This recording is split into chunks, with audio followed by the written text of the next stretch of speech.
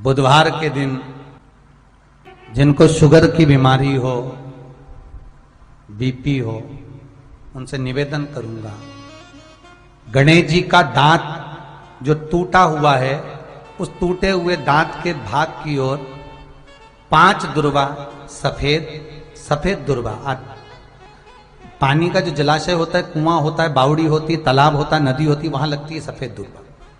5 सफेद दुर्वा टूटे हुए दांत की ओर समर्पित कर दें बुधवार के दिन दोपहर में ठीक 12 बजे।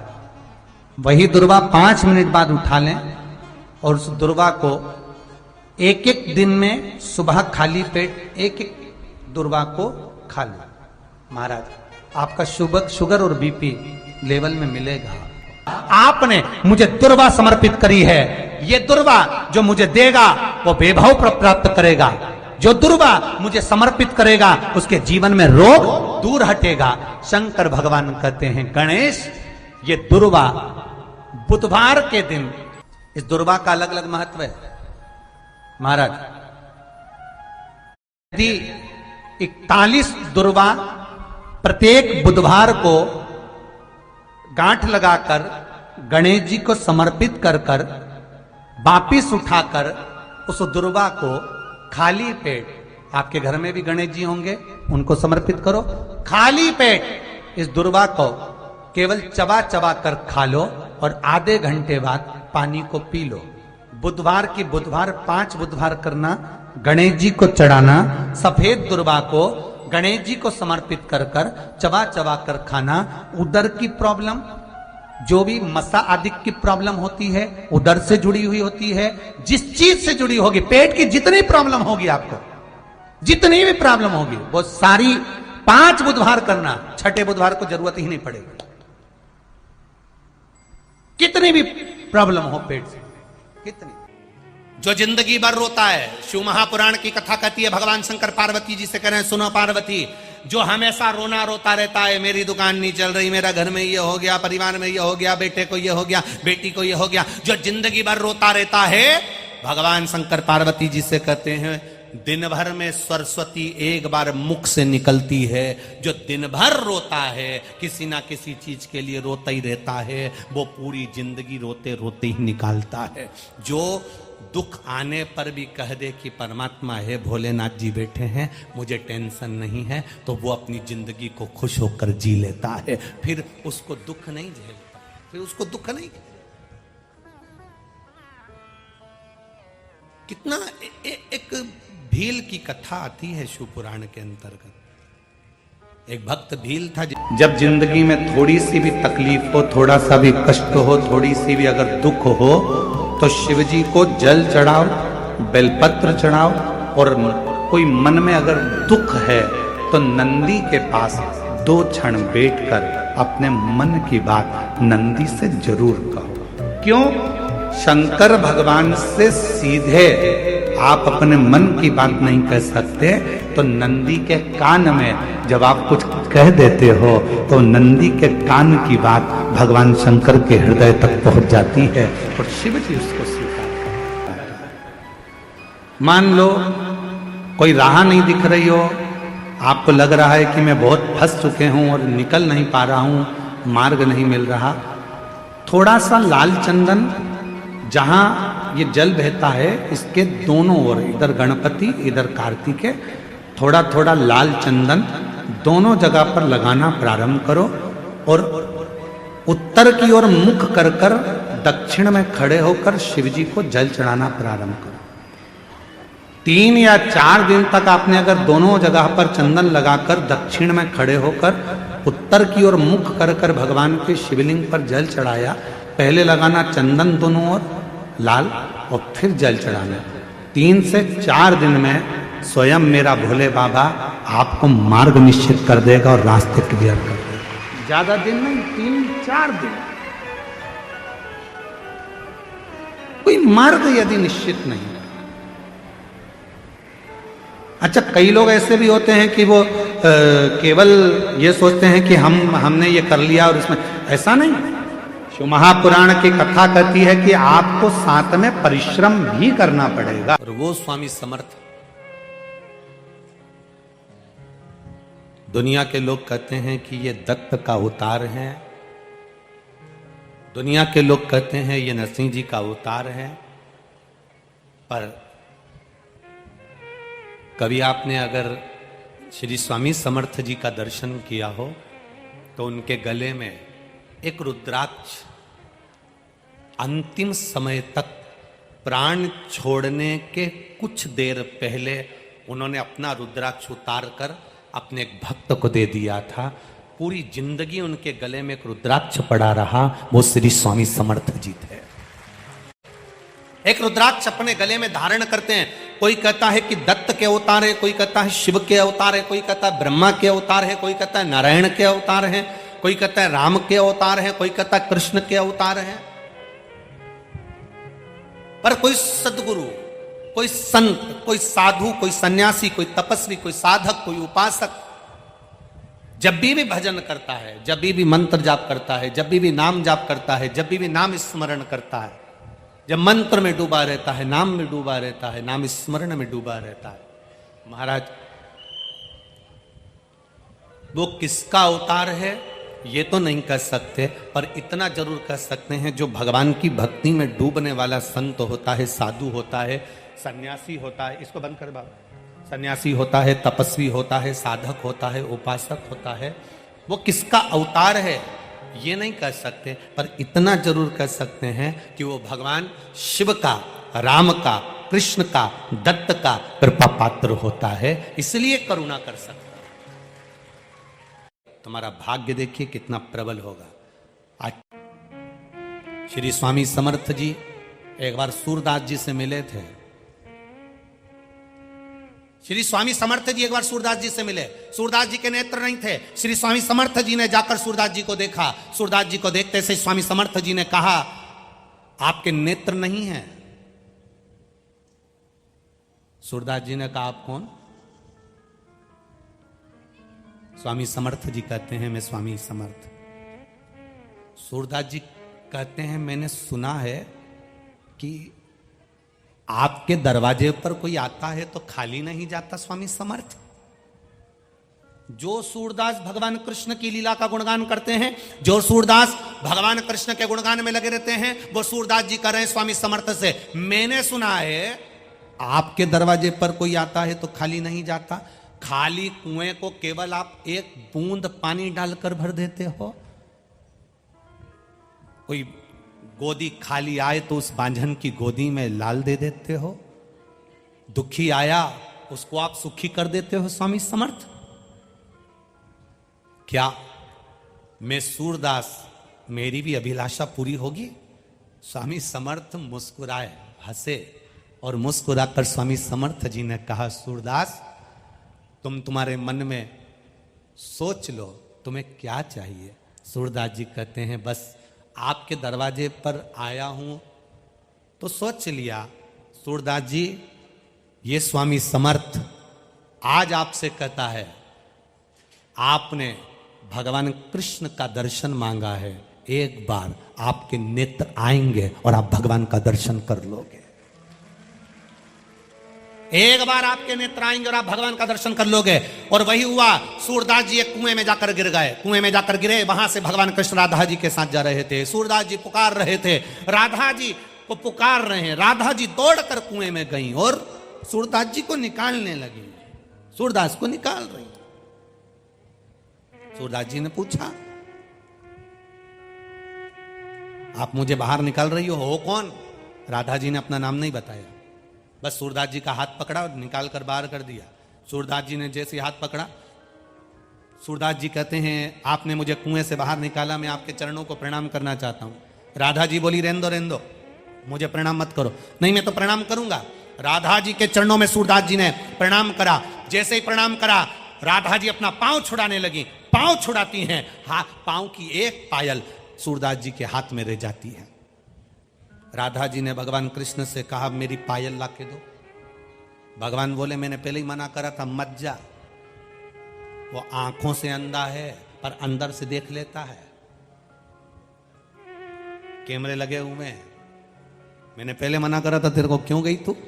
कुछ भी करो, मेरी पायल ला कर दो। भगवान कृष्ण राधा जी को लेकर सूरदास के पास गए। सूरदास, भगवान कहते हैं राधा जी की पायल दे दो। सूरदास जी कहते हैं एक ही शर्त पर दूंगा, पहले दर्शन करा दो। स्वामी समर्थ जी ने कहा था कि एक बार दर्शन होगा। भगवान ने सूरदास को नेत्र दे दिए। सूरदास जी ने भगवान का दर्शन करा। सूरदास की आंख में आंसू भरकर स्वामी समर्थ को याद करा, आपने कहा था एक बार कृष्ण का दर्शन होगा, आज हो गया। ये कोई सहज नहीं है। कोई शिव तत्व संत होता है, कोई शंकर को जानने वाला संत, साधु, सन्यासी, तपस्वी, साधक, उपासक होता है। संत का दर्शन, गुरु का दर्शन, कोई वेद पाठी का दर्शन, कोई भगवत भजन करने वाले का दर्शन, कोई गुरु महिमा का स्मरण करने वाले का दर्शन, कोई शिव का गुणगान करने वाले का दर्शन, कोई शंकर के महत्व को जानने वाले का दर्शन, कोई शंकर को एक लोटा जल चढ़ाने वाले का दर्शन खाली नहीं जाता, खाली नहीं जाएगा। जैसे स्वप्न में दिखा हुआ शिवलिंग, स्वप्न में दिखा हुआ बेलपत्री का पेड़, स्वप्न में दिखा हुआ मंदिर का शिखर, स्वप्न में दिखा हुआ कोई खंडर, स्वप्न में दिखा हुआ जलाशय, स्वप्न में दिखा हुआ एक लोटा जल चढ़ाते हुए किसी को स्वप्न में देखना, जलाशय देखना, मंदिर का शिखर देखना, शिवालय देखना, शिवलिंग देखना, पानी का कूप देखना, जैसे इन सब को देखने पर कुछ ना कुछ खुशी हमारे यहां आने वाली होती है, तो भगवान स्वप्न में ये चीजें दिखा देता है। उसी तरह संत का दर्शन होता है, गुरुजन का दर्शन होता है। भगवान कृष्ण ने कहा मांगो। सूरदास, तुम्हारे नेत्र मिल गए, तुमने हमारा दर्शन कर लिया, मांगो तुम्हें क्या चाहिए। सूरदास जी ने कहा बस एक ही बात मांगना चाहता हूं, दे दोगे? भगवान ने कहा दे देंगे, पक्का पक्का, सौगंध है मेरी, बिल्कुल पक्का, मांगो क्या चाहिए। भगवान से सूरदास जी ने कह दिया मेरी इन आंखों को वापस फोड़ दो, जिन नेत्रों से आपका दर्शन करा है उन नेत्रों से संसार का दर्शन नहीं करना है, फोड़ दो। कि जिंदगी में हम आए हैं और हम जैसा सोचें वैसा ही हो। जरूरी नहीं है कि हम संसार सागर में, देखो भगवान ने आपको और हमको जन्म दे दिया, शरीर कैसा देना था ये उसको मालूम, हमारे पूर्व का कैसा कर्म था उसके अनुसार हमारा शरीर मिला। आपको और हमको जो शरीर मिला ये हमारे पूर्व के कर्म के अनुसार। आप सुंदर बनकर जन्मे, भगवान की कृपा है। आपके हाथ भगवान ने दिए, भगवान की कृपा है। आपके पांव भगवान ने दिए, भगवान की कृपा है। नेत्र दिए, भगवान की कृपा है। जिह्वा दी, वाणी दी, भगवान की कृपा है। श्रवण शक्ति दी, भगवान की कृपा है। बुद्धि दी, भगवान की कृपा है। शरीर कैसा देना था ये परमात्मा ने हमारे पूर्व का स्मरण कर कर, पूर्व के खातों को देखकर तब भगवान ने हमको दिया। यहां जितने लोग बैठे हैं, अगर आप में से किसी ने लोन लिया हो तो बैंक वाले पुराना हिसाब देखते हैं। यहाँ माइंस वाले बहुत काम करते होंगे तो लोन लेना ही पड़ता होगा, है? तो लोन लेते होगे तो पुराना हिसाब देखा जाता है। पहले लिया था, जमा करा कि नहीं करा, इतना पैसा लिया था, उस बैंक से उठाया था, भले तुम दूसरी बैंक से लो लोन, पर वो पूरी बैंक उन टटोली जाती है कि इसने पैसा जमा करा कि नहीं करा, इसने जमा किया कि नहीं किया। बस जैसे बैंक का लोन देने वाला पुराना हिसाब देखता है, उसी तरह हमको जन्म देने वाला भी हमारा पुराना हिसाब देखता है। पुराना हिसाब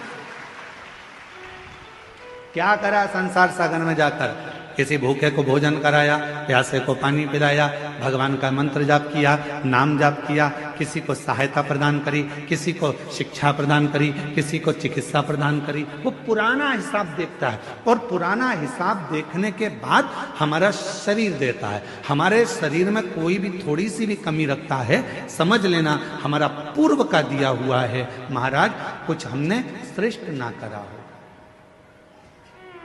श्रेष्ठ ना।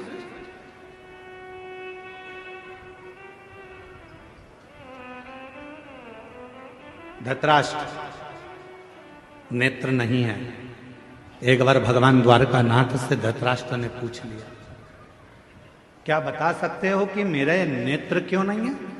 मैं इतना सुंदर जन्मा, मैं इतने बड़े राज्य का राजा बना, मैं इतना बड़ा नरेश बना, मैं इस हस्तिनापुर का राज सिंहासन संभाल रहा हूं और मेरे नेत्र नहीं है।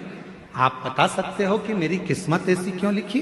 भगवान द्वारकानाथ ने कहा, पूर्व जन्म में तुम एक सुंदर राजकुमार थे, एक हंस को देख लिया था, उस हंसनी को पकड़ने के चक्कर में वो तुम्हारे हाथ ना आई, तो उसके साथ में जितने भी लोग बच्चे थे उन सब के नेत्र तुमने हर लिए थे, इसलिए तुम्हारे नेत्रों को हरा गया।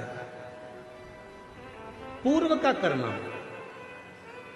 कोई पिछले जन्म के अच्छे कर्म मुझे बाबा दे, कोई पिछले जन्म के अच्छे कर्म मुझे बाबा तेरा साथ मिला। जहाँ सारी दुनिया झुकती है, जहाँ सारी दुनिया झुकती है, मुझे वो आली दरबार मिला, दरबार। पुण्य होगा बोलने के लिए वाणी दे दी, पूर्व का अच्छा पुण्य होगा देखने के लिए नेत्र दे दिए महाराज, और भगवान ने सब कुछ दिया, पूर्व का पुण्य। और फिर याद रखो, हमारे और आपके पिछले जन्म का कोई अच्छा कर्म होगा जो शिव महापुराण की कथा कच्चे गांव में दे दी, ये पुण्य है।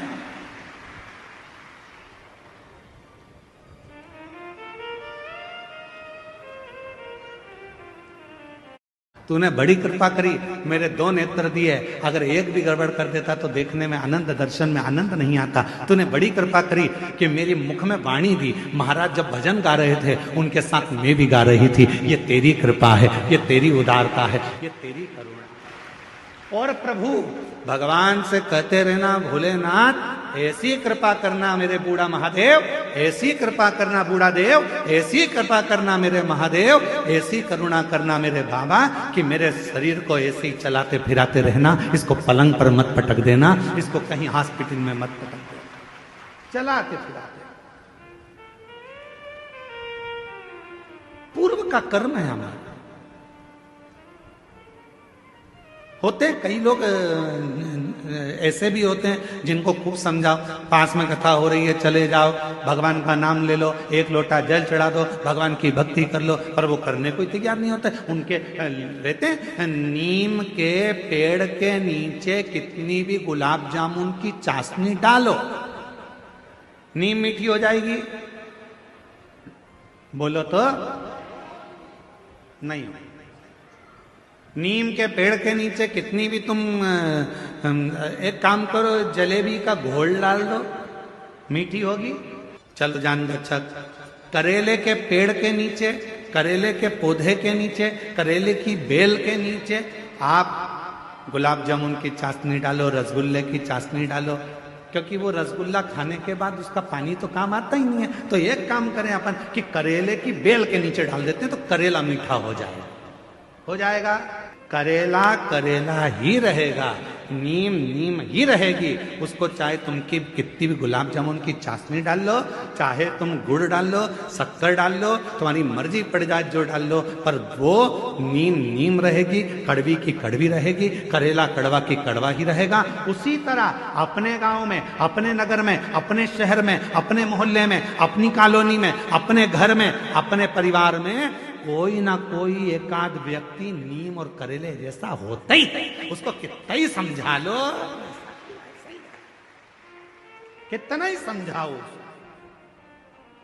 कितना ही बुराई करता, फिर भी शंकर जी की बुराई करता, फिर भी एक लोटा जल की बुराई करता। गुरु जी हमारे यहाँ वो आए थे, इतने बड़े संत महात्मा, वो भी शिव जी की बुराई कर दिया, वो भी इनने भी ऐसा कर, तो कोई कितना ही समझाए, पर वो नीम नीम रहती है, वो करेला करेला ही रहता, उसको नहीं समझ में। महाराज शिवजी के मस्तक के चंद्र को अपने मस्तक पर लिया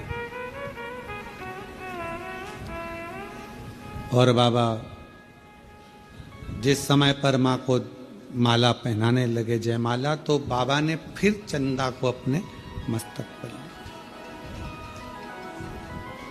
चंद्र घंटा माता का स्मरण शांति देता, धैर्य देता, विश्वास देता। शिव महापुराण की कथा कहती है, यदि कोई व्यक्ति का मन विद्या अध्ययन में नहीं लगता हो या उसकी याददाश्त कमजोर हो गई हो, कुछ बोल दिया याद नहीं रहा, कोई सामान रख दिया भूल गए, स्मरण में नहीं आया, पढ़ने के समय पर याद रखा, परीक्षा हॉल में भूल गए, विद्या अध्ययन करते हैं तब पढ़ लेते हैं फिर बाद में भूल जाते हैं, उसको सोमवार के दिन लाल पुष्प, लाल चावल का दाना, बेलपत्र माँ चंद्र घंटा के नाम से देवी के मंदिर में समर्पित करें, या भगवान शंकर का जो शिवलिंग है, तो जो जलाधारी है नीचे का ये शिवलिंग, ये जो जलाधारी है, इस जलाधारी में इस स्थान पर पानी अगर यहाँ बह रहा है तो इस स्थान पर वो लाल पुष्प, वो बेलपत्र, वो लाल चावल का दाना अवश्य समर्पित करना चाहिए। और शिव जी को 1 लोटा जल या माँ आद्य शक्ति जगत जननी शीतला माता को चंद्र घंटा के नाम से जल समर्पित करना। उस जल का प्रोक्षण अपने ऊपर करें। भगवान शंकर को अगर जल चढ़ाया है चंद्र घंटा माता के नाम से तो उसका आचमन करें। बच्चे का विवेक बुद्धि प्रबल होगी। जन्म लिया बच्चा, यदि डॉक्टर कहते हैं कि इसका विकास कम हो रहा है, या गर्भ में बच्चा है और उसकी धड़कन नहीं आ रही है, या गर्भस्थ बच्चा है और डॉक्टर ने कहा कि इसका शरीर बेकार है, ये अंग नहीं बना, वो अंग नहीं बना, या ये शरीर का कोई भाग नहीं बना, और ये बच्चा अंदर से कमजोर है, तो डॉक्टर का इलाज चलने दो, जांचें चलने दो, डॉक्टर जैसा जैसा बोले वैसा करो, पर साथ में उत्तर की ओर मुख कर कर दक्षिण में खड़े होकर चंद्र घंटा माता का नाम लेकर शिवजी पर 7 बार जल अर्पित करना चाहिए। एक बेलपत्र चढ़ाना चाहिए, एक लाल पुष्प चढ़ाना चाहिए, एक लाल चावल का दाना चढ़ाना चाहिए, और जल को झेलकर वो नारी जिसके बच्चे को बताया कि धड़कन नहीं आई, श्वास नहीं आई, या बच्चा विकलांग है, या शरीर का अंग नहीं बना है, या माइंड में तकलीफ, तो उस नारी को उस जल को पीना चाहिए। फिर वापिस जांच करा डॉक्टर के कहने पर, धीरे धीरे धड़कन भी आएगी और वो बच्चा पूर्ण स्वस्थ पैदा होगा। पर नाम याद रखिए, चंद्र घंटा माता का नाम लेकर धैर्य, शांति, निर्मलता और स्वास्थ्य की पूर्ण सुख मां चंद्र घंटा देती है। मां चंद्र। शिव महापुराण की कथा कहती है, भगवान शंकर का चरित्र कहता है, यदि एक बेलपत्र आपके हाथ में रखा हुआ है और आप श्री शिवाय नमस्तुभ्यम का जप कर रहे हो, आप नमः शिवाय का जप कर रहे हो, रिटर्न नहीं आ रहा है, आप पंचाक्षर मंत्र का जप कर रहे हो, आवाज बाहर बाहर की खुल रही है, अंदर की नहीं खुल रही, पंचाक्षर मंत्र का जप कर रहे हो, आप षडाक्षर मंत्र का जप कर रहे हो, आप राम नाम कृष्ण नाम का जप कर रहे हो, आप शिव नाम का जप कर रहे हो, तो यदि आपके हाथ में बेलपत्र है, आपके हाथ में अगर बेलपत्र है, और यदि आपने एक मंत्र केवल एक ही बार बोला है, तो भी वो मंत्र 1008 बार गिना जाता है बेलपत्र को हाथ में पकड़कर मंत्र का जप। चलो इस बात को छोड़ो, तुम एक अपनी प्रैक्टिकल बात को स्मरण करो। ये बात अब तुम्हें बाद में समझाते, पहले समझो। आपके भीलवाड़ा में कभी यज्ञ हुआ? कोई सा भी यज्ञ हुआ, छोटा बड़ा कैसा भी यज्ञ हुआ? बोलो बोलो, जम के बोलो। हुआ? परिक्रमा करी? जम के तो बोलो, करी। ठीक है। तुलसी जी की कभी परिक्रमा करी? पीपल के वृक्ष की परिक्रमा करी? बट वृक्ष की परिक्रमा करी? आंवले के वृक्ष की परिक्रमा करी? किसी भी देवता की जब हम परिक्रमा करते हैं, तुलसा जी की करें, पीपल की करें, व्यासपीठ की करें, भागवत जी की करें, या किसी की भी 108 जब परिक्रमा करते हैं तो अपने हाथ में एक चिरौंजी का दाना रख लेते हैं, गेहूं का दाना रख लेते हैं, या चावल का दाना रख लेते हैं, या पंखड़ी रख लेते हैं, या पुष्प रख लेते हैं, या अपने हाथ में बादाम रख लेते हैं, किशमिश रख लेते हैं। कोई भी 108 सामग्री हम अपने हाथ में रख लेते हैं। कभी किसी से पूछा तुमने कि परिक्रमा करते समय ये 108 सामग्री जो हम चढ़ाते हैं अपने हाथ में लेकर घूमते हैं और घूमने के बाद वहां थाली में चढ़ा देते हैं, इसका फल क्या है? कभी किसी से पूछा? तुलसी जी की परिक्रमा कर रहे हैं और तुलसी जी की परिक्रमा करने में हम हाथ में दाना पकड़े हैं, परिक्रमा कर कर और उस दाने को वहां चढ़ा दिए, उसका फल क्या है? व्याघ्रपाद ऋषि की कथा कर रही है, व्याघ्रपाद ऋषि की कथा कर रही है। जब भगवान का कोई तप करा जाता है या भगवान की कोई परिक्रमा करी जाती है, अपने हाथ में अगर कोई सामग्री, कोई तुलसी का दल, कोई माला, कोई बेलपत्र जब हम पकड़कर उस तप को करते हैं, मंत्र को जपते हैं या परिक्रमा करते हैं, तो एक परिक्रमा भी यदि हमने बेलपत्री को पकड़कर एक यज्ञ की परिक्रमा करी तो वो 1008 परिक्रमा के बराबर हो जाती है।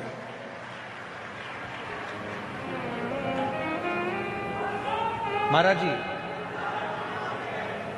विष्णु पुराण में वर्णन लिखा हुआ है और स्कंद पुराण में लिखा है, 1.25 मन सोने के सिंहासन में शालिग्राम भगवान को रखकर 1.25 मन सोने का छत्र लगाकर 1.25 मन सोने के चमड़ चढ़ाकर किसी ब्राह्मण को दान करते हैं, उतना पुण्य एक बेलपत्र किसी को देने से प्राप्त हो जाता है। 1.25 मन सोने के सिंहासन पर 1.25 मन सोने का छत्र लगाकर 1.25 मन सोने के चवण रखकर शालिग्राम भगवान को रखकर दान करने का जो पुण्य है, शिव पुराण कहती है, विष्णु पुराण कहती है, स्कंद पुराण कहती है, कूर्म पुराण कहती है, वराह पुराण कहती है, अग्नि पुराण कहती है, ब्रह्म वैवर्त पुराण कहती है कि एक बेलपत्र दान करने पर वही पुण्य फल प्राप्त हो जाता है जो 1.25 मन सोना देने से। एक बेलपत्र।